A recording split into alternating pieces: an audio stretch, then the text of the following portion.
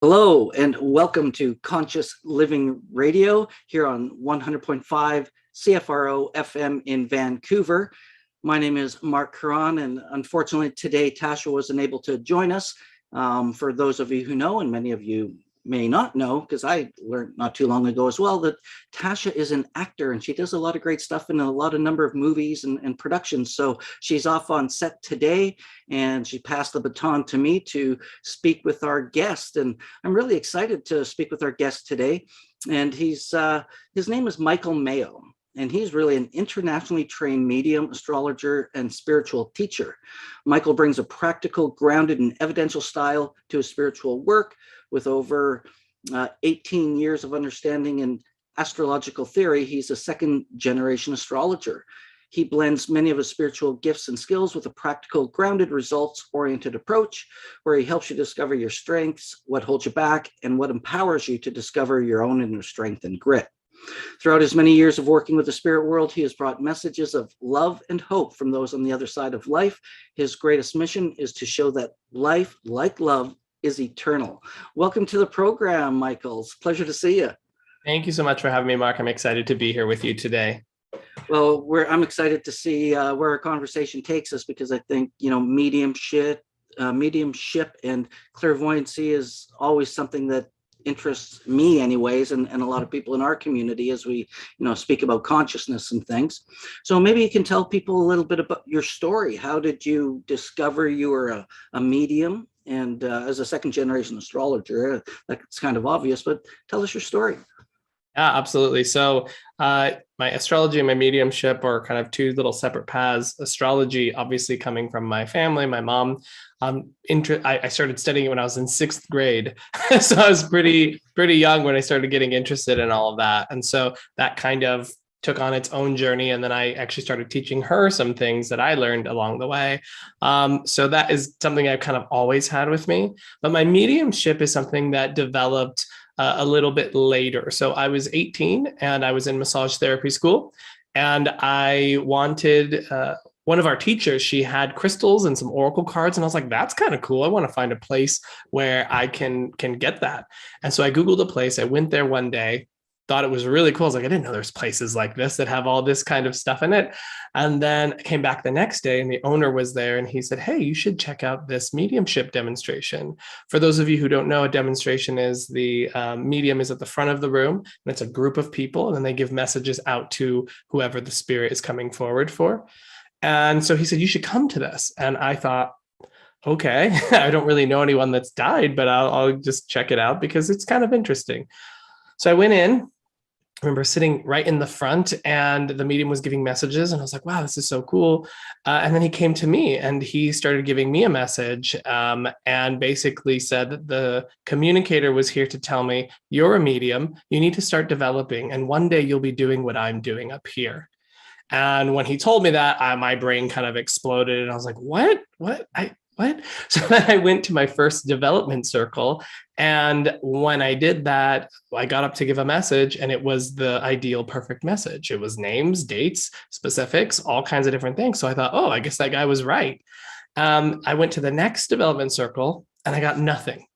And then I went to the next one and I got nothing. And I went to the next one and I got nothing. And that began sort of my journey into understanding how and why it works. In hindsight, now I can sort of see why that occurred at that time. But it was sort of like the spirit sort of dangled the carrot and said, here's what's possible. Now go develop it. Wow, you've said so much there just to get us started. And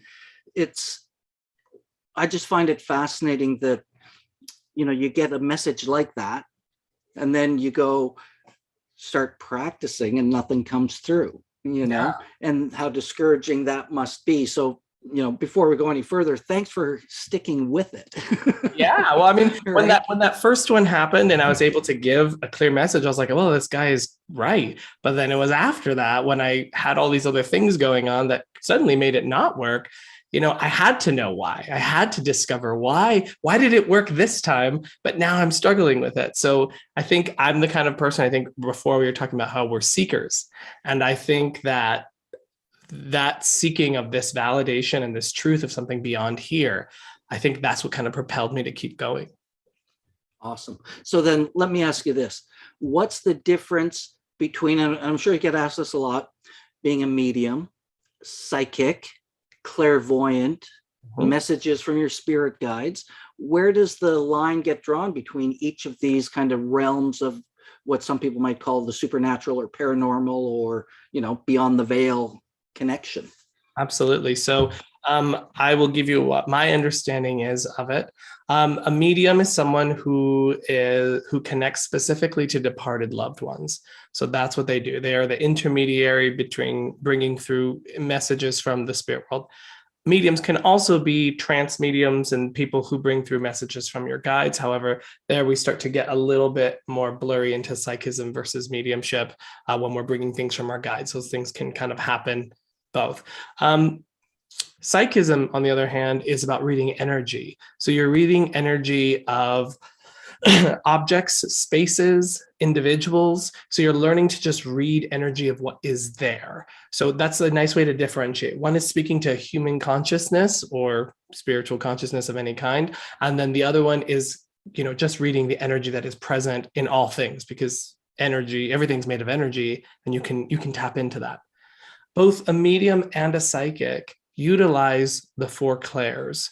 So what I mean by that is clairvoyance, which is what many people know of, clairvoyance, which means clear seeing, clairaudience, which is hearing, clairsentience, which is feeling, and claircognizance, which is a knowing that just comes to us.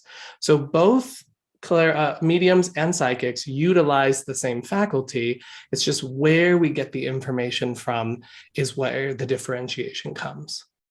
Does that help to make sense of it a little bit? Yeah, that makes great sense. So then I guess my question is, do psychics and mediums kind of cross over? Can they do both, or is it kind of like a special gift for each person? Yeah, so a medium is almost always psychic because they're using the psychic skills and faculty to attain the information. If you go to a psychic, you may not get a message from your loved one. So that's where the differentiation is. It's like a medium should be able to also provide you with psychic information if that's requested. A psychic may not necessarily have developed their ability to connect with a spirit loved one. That being said, I think anyone can develop mediumship. So I don't think that there's any sort of I don't think of it as a gift personally. I think of it as a skill that we cultivate, just like playing the piano. Not everyone's going to become a concert pianist, but everyone can learn. And this is because we are spiritual beings having a human experience. And so it's only natural that we're able to connect with something that is exactly what we already are, right? So if we are already that thing, it's only natural. The only thing that inhibits it, though, is our thinking mind. So our thinking mind trying to reason and understand and process all these things, that's what inhibits that link. If we can learn to turn that off a little bit, that's when all of these extrasensory perception sort of skills really start to open up for us. All right. Well, then that leads me to this question. And that is, if everybody can do it, and I love that you said that we're spirit having human experience, because that comes across our show regularly. It's one of Tasha's, that's what we believe.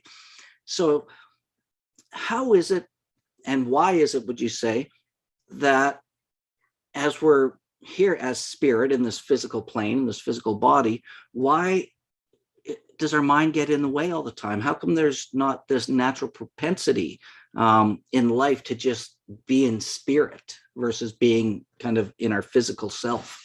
Sure. I think that's kind of a two-pronged question. I think part of it is our society, right? Our society and the way that we are developed. Everything is teaching us to become active, to do, to make it happen, to be in control, right? We're never taught how to be passive and receptive. And that's the state that we need to cultivate so that we can tap into these other things. So I think that's one component as to why there isn't this natural propensity. However, I will say that children almost always have these sorts of senses and things. And I believe, my theory, that it's due to that prefrontal cortex is not developed yet. So that individualization, that personality hasn't quite developed yet, and therefore they're able to be in the moment, present, without having to go too far ahead or too far behind, and they're able to access more that way. So I would say we do actually naturally have that. It's there. It's just that we sort of get schooled out of it based off of our society and how we run things. The second part that I feel is a component is that why we don't always lean that direction is because we're meant to come here to have a physical experience. If we wanted everything to be all spiritual, we would have stayed in the spirit world. We're literally here to learn and grow. The earth plane, in my opinion, is the school, right? It's the school of the soul.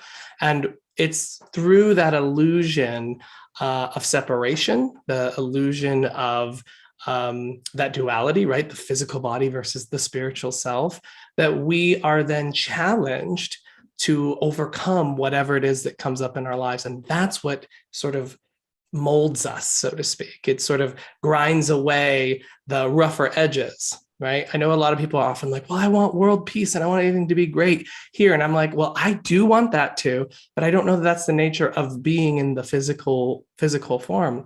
And because when we see things that are tragic and challenging and all these sorts of things, we also get to see people rise above who, show compassion, show love, show support for others, who overcome the odds, right? So we also, with this challenging side of life, get these beautiful spiritual gifts and cultivation of the soul. So I really feel that, the earth plane is here for learning, and that's probably why we don't necessarily fully lean into our spiritual awareness. Well said. And it got me thinking about what you were talking about in one of your videos I had watched earlier, where you talk about the power of belief. Right. And how important is the power of belief in our own personal mediumship or clairvoyancy, and our power of belief in terms of, maybe receiving a message from someone such as yourself or another, channel in that way. Absolutely. I feel that the power of belief plays such a big role in what's possible, right? So if we're sort of these creative beings, learning to be open and flexible allows us to be able to perceive maybe things that our brain would normally sort of disregard. And so if I believe that it is possible to connect with a loved one, I'm more likely going to experience it because now I'm paying attention to other stimuli that my brain would have otherwise sort of disregarded. So we're sort of removing those blinders. And I think too, a challenge to why people maybe have a harder time connecting is because the belief of what they expect it to be like. And so I think a lot of people expect our communication to the spirit world to be like these, Whoopi Goldberg and Ghost, where it's like you can hear everything and it's this clear, fluid thing. But in actuality, our connection to our spirit helpers is subtle. And it's actually through the development of learning to pay attention to the subtlety that it then becomes obvious. So even in the other way, right, our belief and expectations about how we think it should be will also inhibit. So really understanding how you're approaching your spiritual unfoldment and trying to be as neutral as possible so that you can see what's actually happening. I think that plays an effective role in actually achieving some of these things that we want to achieve. Yeah. So, well, it makes sense to me. And what got me thinking about that was when you're talking about kids, and as they get to a certain age, they kind of lose it. And I started thinking, well, beliefs and conditioning and everything else that comes into that. And, being told, oh, it's nonsense, or, it's just your imaginary friends or whatever that might be. Right. And then we kind of cloud it as we get older into this Western way of being. Exactly. So, oh, wow. So much to go on. I love this conversation. So now you had mentioned something as you were kind of telling your story about you have 4 clarifiers when it comes down to like being evident and things you want to look for when you're working with a medium or someone such as yourself. What are some of the things to kind of recognize the frauds and to know that, because I've had some experience and all of a sudden it's like that person had no idea. Right. About any of that, and they're just giving me all this information. I'm like, like it. So it's evident to me. Sure. But what do people need to look for when they're looking at mediums? Absolutely. So number one, definitely I want to say that fraudulence and mediumship have always gone together in some way. They're like related, unfortunately. So there is a lot of fraud out there, especially right now on like the, Instagram, and they're making all these fake accounts and stuff, trying to message people to get readings and things. So there's always been this sort of fraudulence connected to mediumship. However, that doesn't mean that there aren't real, genuine mediums who do good work and who work in an ethical way. So one of the things that I always look for when I am connecting, or not when I'm connecting, but what if I was going to get a reading, is the quality of work. So what defines quality work? Number one, you shouldn't have to give really any information to your medium. So I've seen and heard of some mediums that will ask for details about you, like your birthday and all these kinds of names and who you hope to talk to and all these sorts of things. All of that should not be happening. You should be able to sit in front of a solid quality medium, and they should be able to bring forward the information with all you having to say is just yes, no, I don't know, or I need more information. That's it.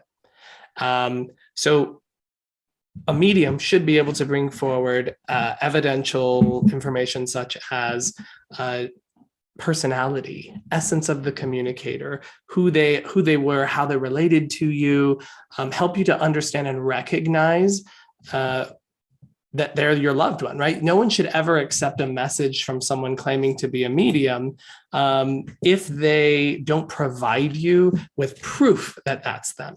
So they should be able to provide you with different kinds of information. I divide these up into two kinds. List information is information that you can just kind of read off of a list. He was this height, he was your brother, he was your cousin. Sorry, my cat is deciding to join us for a second. This is Hudson. That's awesome. Hey, this is what he does. Nice. Yeah. Beautiful. He's just knocking off right now, so I had to put him down. I love it. Hey, well, my dog sits right beside me when it comes down to work time and doing these things. So he's here in spirit always right there. So I get it. So yeah, list information is things that you can read off the list: their height, their details, their work, when they died, specific dates that are important, that sort of thing. And then we have personal information, and that's how this person was, connected. What was the relationship like? Information that you would need to know if you actually knew the person. So between these two types of information, ideally the sitter, which is the person receiving the information, should have a good understanding that this is your loved one, and they didn't have to provide any information to the medium. Let the medium tell you. So that's number one, I would say. Number two, if they ever bring up anything that's like you have a curse on you, you have this evil attachment, there's spirits that are kind of haunting your family or anything like that, just leave, just run away, because that person is trying to con you into giving them a bunch of money.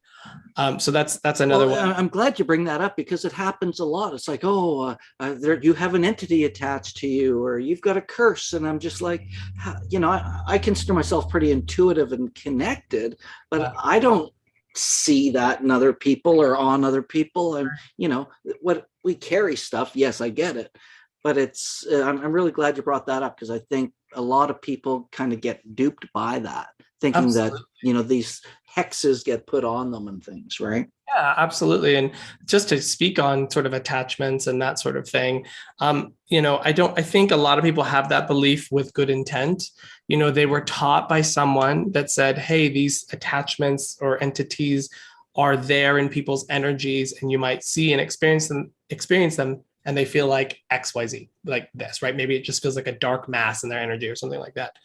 And the reality is if Hello, and welcome to step back on, everything good? Okay. Yeah, that was me. I was just making sure our streams are going. All good, no worries. Yeah.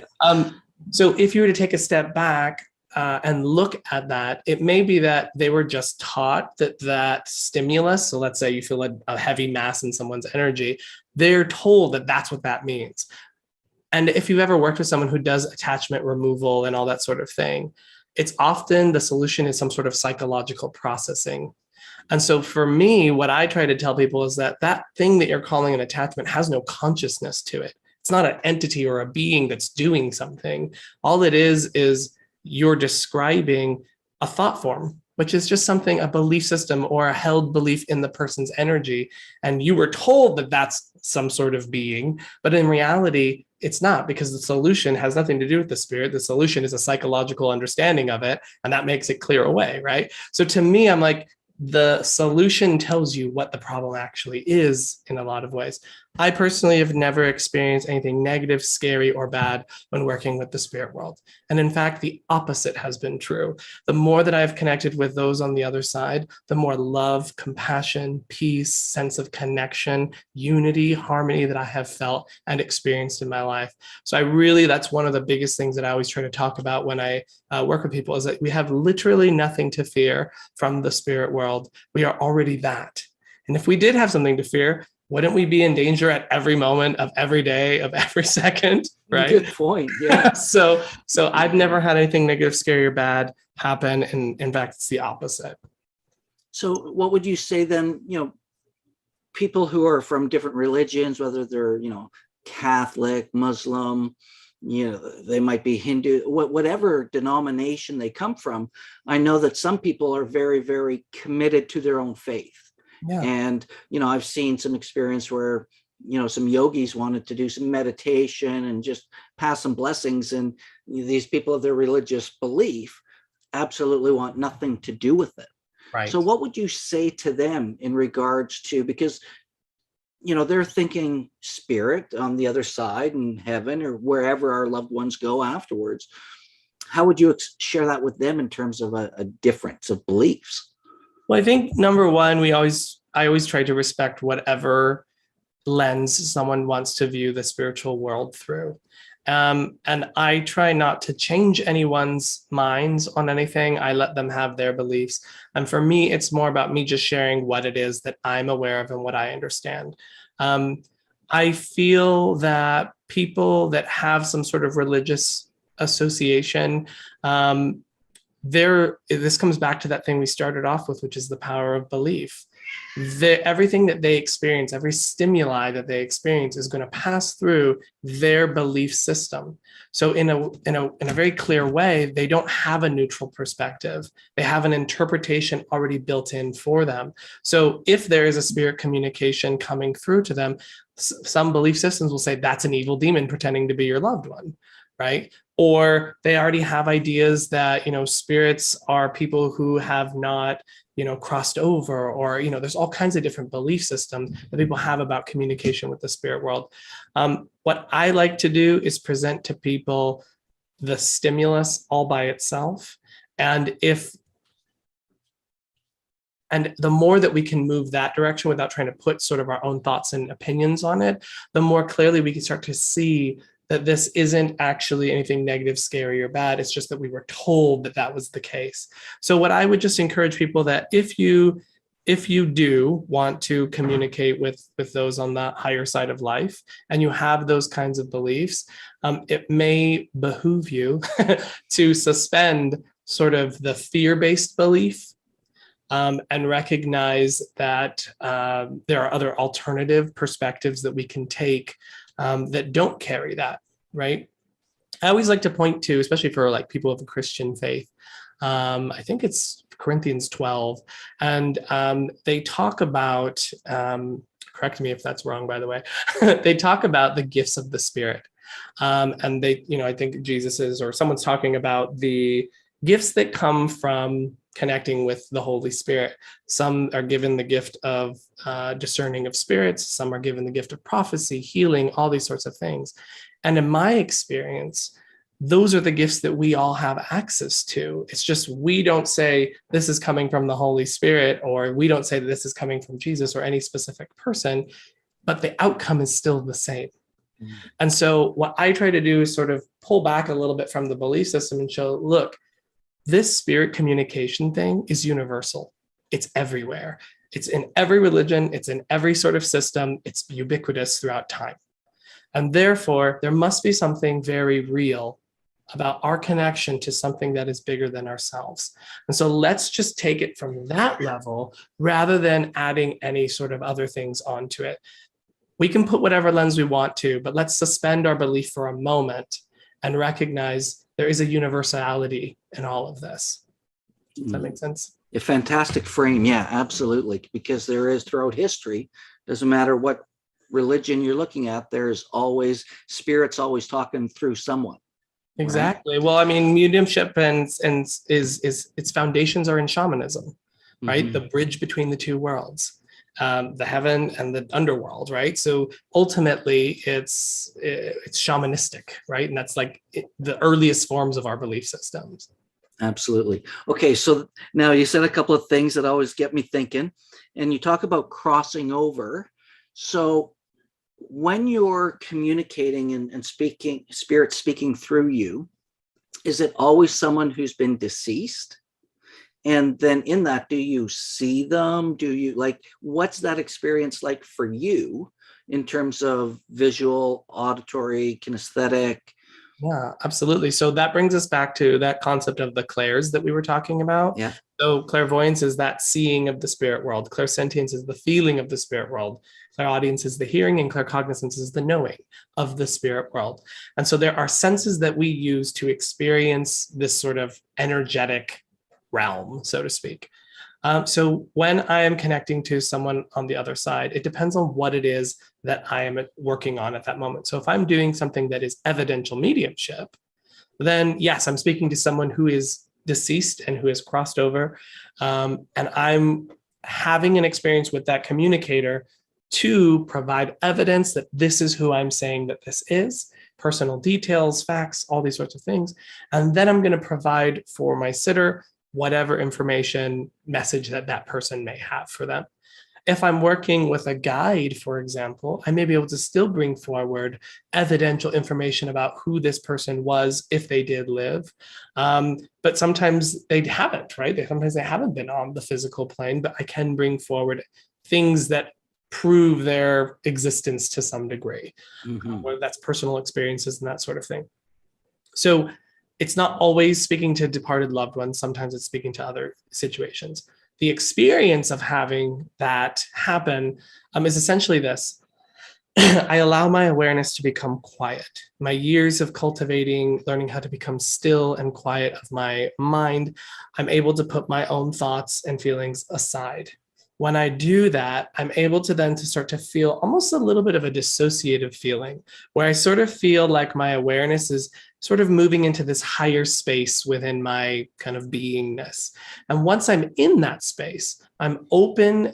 Let me do this one thing. Once I'm in that space, the atmosphere feels different. So it starts to have texture, it starts to have density, it starts to feel almost heavier or different in some way. And that is my first indication, okay, I'm energetically sensitive.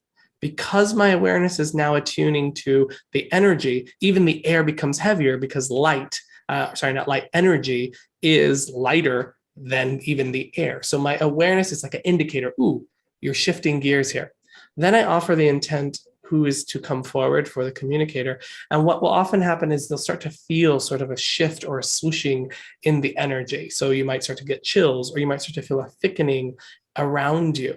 And then that indicates to me, oh, someone's there. So then I notice internally, what's arising within me? How am I changing from moment to moment? That may be an image that comes to me. It may be an emotion, a feeling like of growing larger. Let's say there was a gentleman and I start feeling like bigger and broader, right? That may be an indicator that this gentleman was a big, larger man or had a bigger personality. So these sort of shifts and changes, whether they're sounds, whether they're images, whether they're just a sort of knowing, will start to happen to me. And I narrate my experience of what's happening and provide that as the evidence for what's coming forward.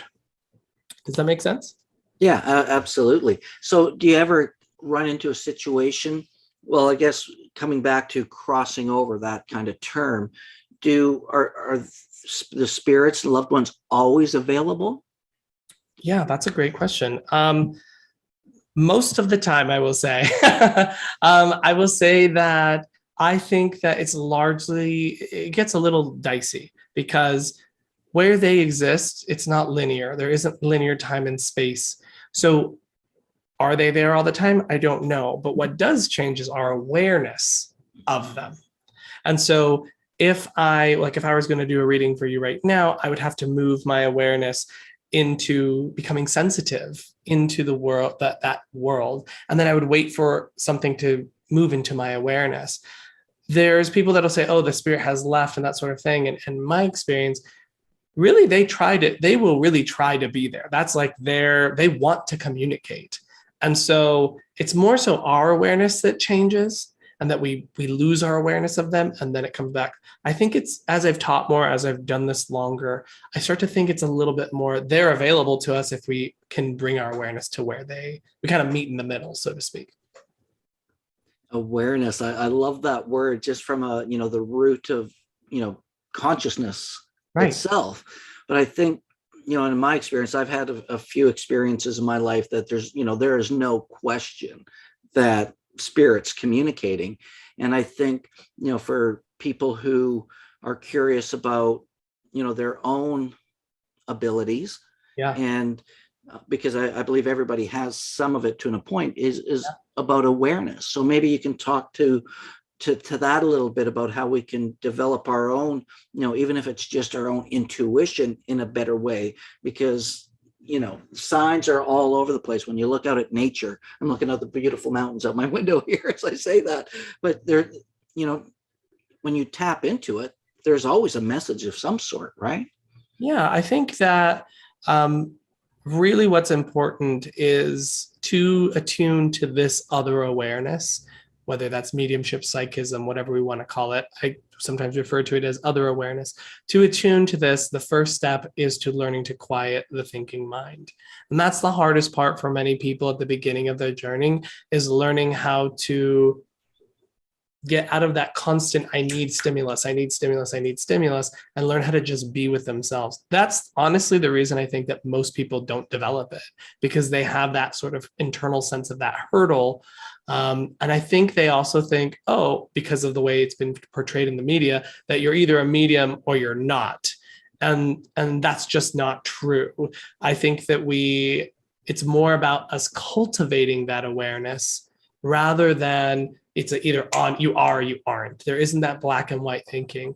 And so through a practice that we call sitting in the power, we learn how to expand our energy, start to feel into what our energy feels like with just us, right? We become familiar with ourselves first. And then beyond that, we say, okay, spirit, this is your time. I'm just going to sit and become still. I'm not trying to get a message. I'm not trying to get any information. I'm literally just here, expanding my energy, becoming energetically sensitive, and then just waiting to be moved, waiting for you to come and do whatever it is that you need to do for me right now to help unfold my ability.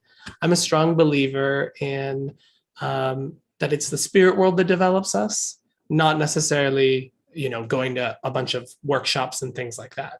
It's the spirit world, giving them time, that communion with that presence, with that divine force.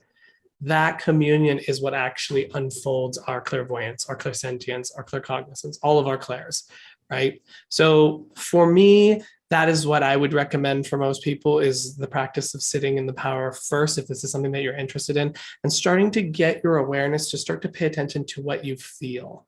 So I usually teach students how to feel, because that's usually easier for everyone. If I said, okay, I'm going to teach you how to see the spirit world, our brains are too good at creating pictures and inserting things into our mind, but it's very hard to make up a feeling. And so I tend to teach students first how to sense and feel the spirit world, because it takes the questioning of whether it's real or not out of it. When you have a presence, sorry, go ahead. I was just gonna say, it takes kind of like that belief system out of it too, in that sense where, if you say where you're just using the example of seeing, all of a sudden you're thinking again, because now you're in your head to make language to either and this is just what I got from it, to tell the story you want to tell about your experience, right, versus letting the experience be just the experience. Absolutely. And you put that so well. What we're always trying to do is get out of the thinking mind and into the feeling. Mediumship really is the art of feeling. That's really what that is about. And I really believe that we have these two different systems: your brain that works sort of independently and has its own little energetic things that happen, and then the heart that has its own sort of energetic things that can be measured as well. And I really feel that our connection to our spirit, our connection to all of this, really resides in this lower region, the solar plexus heart space sort of area. And it's from there that I think mediumship really stems. As Rumi said, love is the bridge between you and everything. And I believe that to be very true. And it's that love, it's that feeling place through which we bridge to the other side. Not through the thinking, not through trying to figure it out or make it happen, which is what we're trained to do. We learn to just become passive receptive and fall into what our nature is, which is that of love. And that is the bridge that takes us to the spirit world. Beautifully said. I know I had an experience one time, and it was an ancient Indian meditation. And I had this experience. First, I thought I'm in my head because I'm trying to make sense of everything that was kind of happening. And I opened my eyes and the room's still dark, and okay, And then as I had this experience, it's probably like 20 minutes or so, 25 minutes. And it's when I fell back into my seat and opened up, it was like Lennon McCartney had it right. All you need is love was what came out of my mouth. And when you talk about that heart center, when you open that up, people even say you look different. You're glowing when we can awaken that within us. Absolutely. Right? Absolutely. And I think that people think it's this really hard thing, but really it's just about awareness. It's about taking my awareness from my normal thinking mind to illuminating that space within you. People often, like when I say the word awareness, people are like, what the hell does that mean? and I like to think of awareness as sort of a light, right? A light that touches. So if I take my awareness to a leaf, the light doesn't change the leaf in any way. It just illuminates it. Mm-hmm. And this is the same thing that we do with our awareness. We're not forcing anything. We're not trying to make something happen. We're just bringing awareness to something. And then what unfolds from that naturally on its own. Does that make sense? It makes perfect sense, because I always say, the root of all consciousness is awareness, of being aware of what's going on around you. Mm-hmm. And if you're fully conscious and waking up to that degree, then you will tap into the spiritual side of it. But I know people who I would say are very conscious, yet maybe not on that fully spiritual, but they know exactly what they're doing, why they're doing it, what the results are. They get it, Right. So awareness is super key. And I think, to touch on what you were saying earlier, is the challenges, I'd say, in the Western world anyways, and the way that we roll, we have so many people vying for our attention and our awareness through advertising, music, commercials. We're being programmed and scrambled in this so much that no wonder we can't silence our mind when it comes down to sitting still, because it doesn't, we're pounded from every direction. Absolutely. Right? So, and any tips and tricks for people to be able to find that stillness when, their mind's darting around? Number one is recognize, like, let's say you're going to sit and become still. Recognize that it often takes your brain about 10 minutes to even just begin to calm down. So if you're sitting for 10 minutes or less than 10 minutes, you probably aren't even getting close to where you need to go. Another thing that we do is we give like sort of a passive focus, which would be the breath was a really good one to use, because you have to keep breathing. but learning how to be aware of your breathing without trying to control your breathing. So as we kind of start talking about how do we get into these other states of awareness, it's about learning to not do, but learning how to notice. Mm-hmm. And what I mean by that is, if I were to sit here and try to go, okay, I'm going to go into my feeling place and I'm going to make it open and I'm going to push it, I'm being active. If instead I allow my awareness to just notice the natural rhythm of my breathing, the rise and subside, I'm beginning the process of just being present with what is happening, not something I'm trying to make happen. Does that make sense? And so perfect sense. That's how we move into a receptive state. We're learning how to just be present with what is occurring without me having an opinion on it, without me trying to do something about it, without an expectation as to what it should look, feel, or be like, just what is happening right now. And let me just tell you, that's not easy. That's not easy for us to do with all the reasons that you just gave. Yeah, well, it's crazy the way everything's vying for us, social media, everything, right? And that's why I always say that's why we're human beings, not human doings. Exactly. Right? I love that one. Well, and then I like to think it's like, hey, you can be a human doing all as much as you like, just but be a human being doing your doing. Right? Exactly. Be being in your doingness, because we have to do stuff. Exactly. All right. So I have a question for you that always stumps me, because I know a couple of people like this, and there's a lot of stories out there as well of these kind of experiences where people have a near-death experience, or they will have a death experience and be brought back. Yep. And that seems in many people to open up different channels. Why is that? What's happening there in that sense? And did anything like that happen to you as you tapped into your mediumship? Yeah. So I would say what is happening there is, number one, awareness, as we said, that there is something more. As I mentioned before, the power of belief, right? That we know that there's something more in that's possible beyond these normal physical experiences, opens us up to the possibility that that's even there, right? So that's number one. But number two, I think that those are very transformative moments, right? One of the things that, like, what is a trauma, right? A trauma is something that brings us either close to death or some sort of, very impactful sort of thing. What's more traumatic than actually dying and then coming back? Mm-hmm. But I think that when someone has that experience of sort of exiting themselves and then kind of having an experience, feeling the love, feeling all these sorts of things, it removes a lot of tension from their experience. So you'll hear many reports of near-death experiences or actual death experiences where they said, everything feels easier now. I live happier. I don't feel this sense of pressure, or the rat race doesn't make sense to me anymore. I'm much more at peace and still. And so that sort of reaction to this experience really opens us up to be more present, to be in gratitude, to create the circumstances that I think are much more conducive to spirit communication.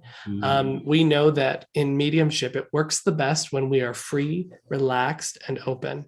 When we have any form of tension in our mediumship, and tension comes from a few different things, but they boil down to desire, distraction, and expectation. So this is something that I teach, that I know many other people who do, but desire is a desire for an outcome, desire to get it right, desire to do well, all these sorts of things that creates tension. When we have things like a distraction of our own thoughts, right? Distraction of the person that you're reading. We also can have expectation. We think it's supposed to look, feel, or be a certain way. These all create this like efforting, trying thing. And I think that when someone has had such a profound experience, like a near-death experience, it releases them from a lot of the tension that we hold on to in our normal life. And even just the fear of death, I'm thinking, right? You talk about fear-based belief systems, all of a sudden you don't fear death. Exactly. That's got to change life, because how many of us are so afraid of it? We've seen that in the past 2 years. Right. Well, we talked about the illusion, that sort of binary illusion that we are all, separate. We're either spirit, we're in the physical, or, you're separate from me. But so many people who have these experiences have that recognition of the oneness of all things. And I think that having that recognition helps us to be more primed to recognize it when it's happening. And I think that's another area where these things start to unfold. I'm sure it's multifaceted and far beyond what I've just explained, but I think that's a step in the direction.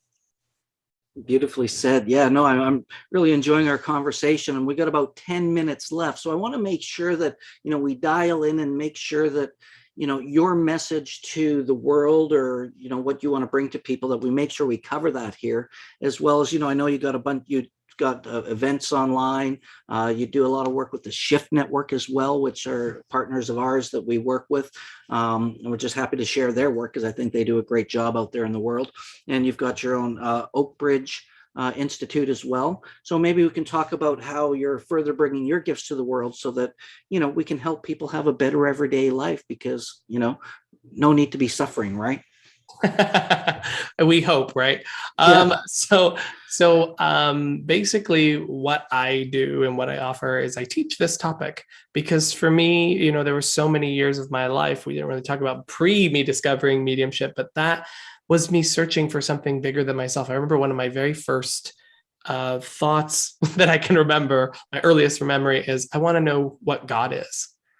And that has kind of propelled me throughout my entire life.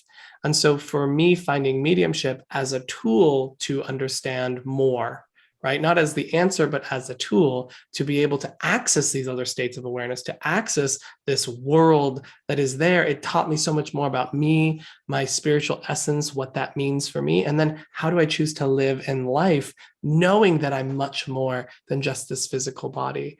And because of that, I've sort of made it my mission to show people that you are more than just this physical body. And for me, the avenue through which I teach that is through the development of your mediumistic and psychic awareness.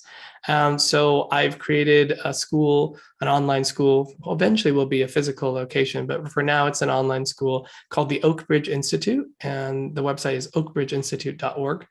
And I teach, we teach workshops, we teach weekly classes. So if you want to just drop in, you can come into a weekly development circle. We teach progressive courses. So we take you from the beginning of your journey and move you all the way through to advancing, et cetera. It's a several year program. And then with what I'm doing with the Shift Network, which actually starts on April 27th, I believe, which is this Wednesday, is the foundational course of that progressive course. So I'll be teaching you how to make the link, how to connect with the spirit world, even if you had no experience. One of the things that I always try to express to people is that for me, I didn't know that I had any mediumistic ability. I had no idea. And you have so many people that go, oh yeah, I saw a floating head in the room, or my grandfather visited me and I knew it was him. Like, I had nothing like that. It wasn't until the medium said, you're a medium, you need to start developing, that I discovered that that potential was there. And so for me, it's really my desire to, even if you haven't had an experience, even if you don't think that you have any ability, to try. And I try to, create a very safe, warm, supportive environment, because mediumship is already hard enough without pressure on you, right? Trying to cultivate that awareness, we have to deal with getting out of our thinking mind. And that's the hard part of mediumship. It's not that you need some magical ability or you need some sort of gift that is sort of this magical thing that you have to be born with. It's that we have to learn how to quiet our thinking mind. And that's the journey of mediumship. That's why it takes time to unfold. There's definitely no quick sort of take this weekend workshop and you're suddenly a medium. No, it's a journey of unfoldment. And there's levels and layers to it. And so what I'm offering through Oak Bridge and also the Shift Network is the beginning of that journey, and then taking you through Oak Bridge to the rest of that way. Nice. And for those of you listening, wherever you're listening, whenever you're listening, it's all on consciouslivingradio.org. There's a page with Michael with our interview in there, and all the links to his websites, his courses, and anything if you want to reach out to Michael and, maybe learn more or have a private reading, or because I do understand you do that as well. And I think it's just fantastic to speak with someone who you just articulated so much in a great way, for me anyways, in regards to mediumship, and especially what to look for, because we've all seen some of those folks on TV. It's like, oh yeah, somebody up here with a J. Somebody, and it's like they're fishing, and it's hard. They come up with some good stuff, but it's hard to really tune in to see if it's even real or if it's been sensationalized, and because it's on TV or what have you. And I know that there's a lot of great folks such as yourself out there doing great work like this, because people want to know, what, that their loved ones are okay, or that they're safe, or they need some sort of validation or evidence, because it's kind of like what you talked to earlier, is we're so clouded by our BS, which I call belief systems. And, it's a whole bunch of BS. That's BS talking. And ways that we're clouded, so we're not even tuning in ourselves. Right. Absolutely. So now you said what God is. I think I know the answer, because I feel I know you pretty good just in our conversation here and just in the research I did about your work. So what or who is God? Yeah, wow. You're ending on a strong note, aren't you? This is Well, I figure we got a few minutes left. I figure yeah, why not hit it good? Because I think I know your answer. yeah. But I could be 100% incorrect. I do have my understanding thus far. So I will Mhm. never claim to have the answer, but here's what my understanding is. Um, I believe that God is in all things, that we are of God, we are living in God, and we are an expression of God. So in both ways, we are it and we are within it, and we can never be apart from it. So you can think of it in terms of it's all things. But I think where we really start to understand God and that consciousness, that source, is through love ultimately. And Mhm. it's really that we really start to see what God really is. And we start to experience what that source is. So for me, God isn't a being in a person form. God is, it's so funny because I'm a Pisces, for those of anyone who knows anything Me about too. that. Oh, perfect. Yeah. I'm a Pisces. So like I'm very comfortable with opposites being both true. Very comfortable with that. And so is God a being that I can connect with? Yes. Is God also just everything and all things? Yes. So is it just consciousness as a source? Yes. And is it also something I could like pray and interact with and have a communication with? Yes. So for me, it's all of it. It's just what avenue do you choose to connect in with that thing that is bigger than yourself and that is also you simultaneously. So it's this really sort of interesting place of being everything and then nothing singular all at the same time. And I think there's something very beautiful in embracing that perspective because it takes away the judgment, it takes away the fear, and it takes away anything that is inhibitory. One of the greatest things that I've learned in my life is learning to surrender Mm. to all things. I mean, like surrender is just such a key. And that is where I think we have access to this divine thing. One last thing I guess I will say is that, I offered, people always talk to me, well, do you believe in free will? And I'm always like, as an astrologer, my answer is probably no. But as a spiritual sort of teacher and that sort of thing, yes, it's probably a little bit of both. But one fascinating thing that I learned that was when I decided to surrender my free will, so to speak, to this divine higher power and say, hey, look, I will serve you, I will support you in doing good to help others. That free will was sort of surrendered to this thing, but yet it has only empowered me as a person to be the best version of myself simultaneously. So it's like this really weird thing with when you ask me that question of just like, it's D, all of the above. Well, I just thought it was interesting because you said, what God is, not who or anything else. So I picked up that distinction of the word, Yeah. and I was like, and what I was thinking, and you did have it in your answer, was that love. And we talked about the heart center and opening that up because, in my experience, I can only really speak with that. When you open that up and you come from a place of unconditional love, it's amazing what happens and transforms. As a side note on free will, Yeah. here's my experience. Yeah, free will, I love it. I believe we have it. Yet you make a decision, and then all of a sudden 7 years later it comes around this big circle, and it's like, here comes this exact same situation. Here's the exact same decision, might be different players in it, right? Yeah. And it's like, now if I make the same decision, am I just going to loop around again? Right. What's going to change? So you have the will to make the decision, but choose wisely. Exactly. Right? Beautiful. Yeah. Awesome. Well, Michael, it's been a pleasure speaking with you today. I'm glad you're able to join us here on Conscious Living on 100.5 FM CFRO in Vancouver. We're going to be airing on Wednesday, 6 p.m. this week on the 27th when your Shift Network program starts. And we're just excited to be able to share your work. And if anybody is out there interested, just visit consciouslivingradio.org. All the information on Michael and his work is there. And